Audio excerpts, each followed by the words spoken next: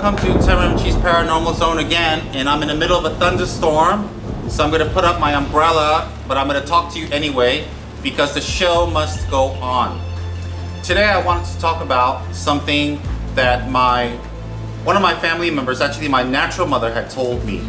And I had met my natural mother 2 or 3 times, maybe more than 2 or 3 times, maybe 4 or 5, 6 times throughout my life, but I didn't have a very close relationship with her. And I didn't know she was my natural mother to many years ago.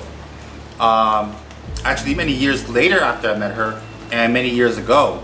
In any case, what happened was she had come down to New Jersey once, and she took me to Philadelphia, where she was living. And I was in her house, and we were having conversations, and we were talking. And she told me this one really interesting story. She's got a lot of old stories also, and it happened to her.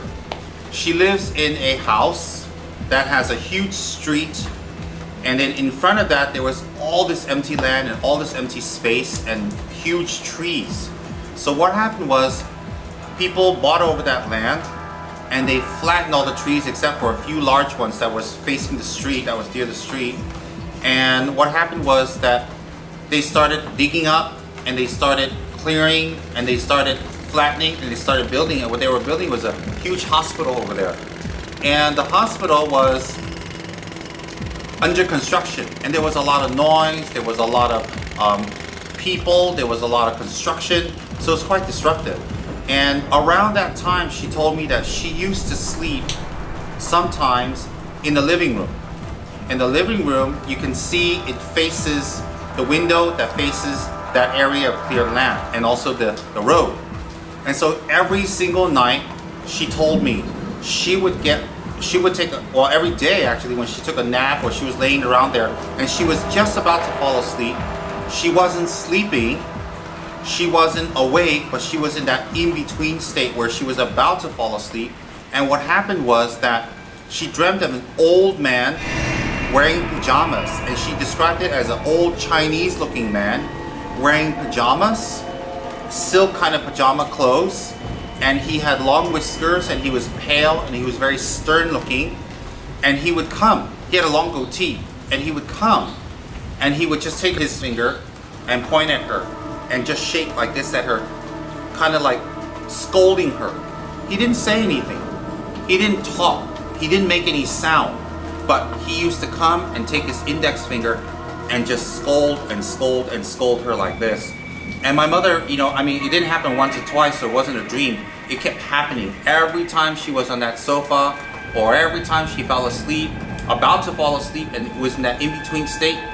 She see this old man with a goatee, pale, and wearing pajama-like clothes, very loose, coming to her and pointing his finger at her in a scolding manner. So it kind of became disturbing. She was kind of scared, I guess.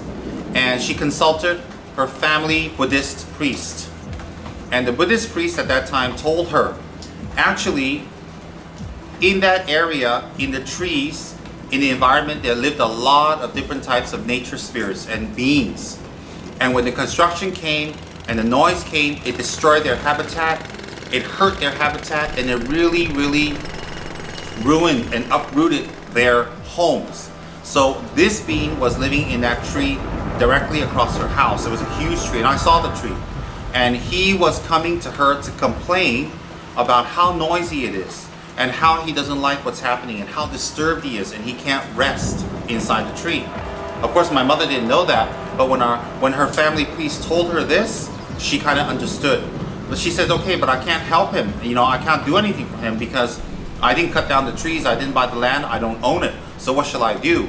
And what was incredible was that the priest gave her a line drawing, and it was about slightly smaller than A4, something between 5 by 7 and 8 by 10, something between that.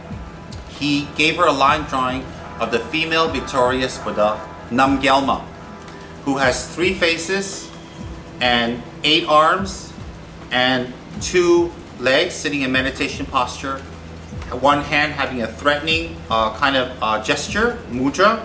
One hand is holding a Buddha Amitabha, another one is holding a long life vase, another one's holding a bow and arrow and a lance, and another one granting accomplishments. And so she just said to her, put up this picture. And she put up this picture according to instructions, and it faced the tree and faced the window. And the minute she put up that picture, that old man never ever came and visited her again. She never had it happen. And I asked her, what's the name of the Buddha? Did he ask her to recite any mantras? Was there any prayers, any rituals? She said, no rituals at all. No mantras, no offerings, nothing. I just put up that picture on the wall, and this Buddha faced the tree. And then all the dreams and all these visitations completely stopped. And how she came to tell me that story is because when I visited her house in Philadelphia, I like Buddhas, and I saw this drawing, and I was like, wow, what is that? You know, why do you have it there? Because usually Mongolian people don't just hang Buddha pictures arbitrarily throughout the house. What they do is they have a really beautiful shrine room or shrine area on one area of the room where they set up and they put all their holy pictures and they put their sacred images there for worship because they respect it very much. It's very rare that you'll see a Kalmyk or Mongolian family just hang pictures everywhere. So that's why it intrigued me, and I asked her, hey, why is that picture there? And she told me this incredible story.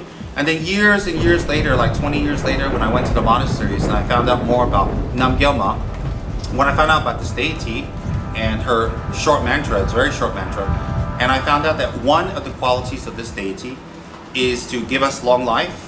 Another quality of this deity is to destroy obstacles or fulfill wishes that are difficult to fulfill. It's like very difficult things that you need to accomplish, she can help you fulfill.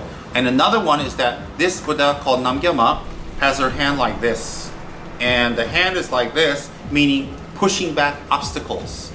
And so what happens is that one of the features of this Buddha and Tantra is that when you're in her presence or you have her image, obstacles such as spirits and demons and black magic cannot obstruct you at all.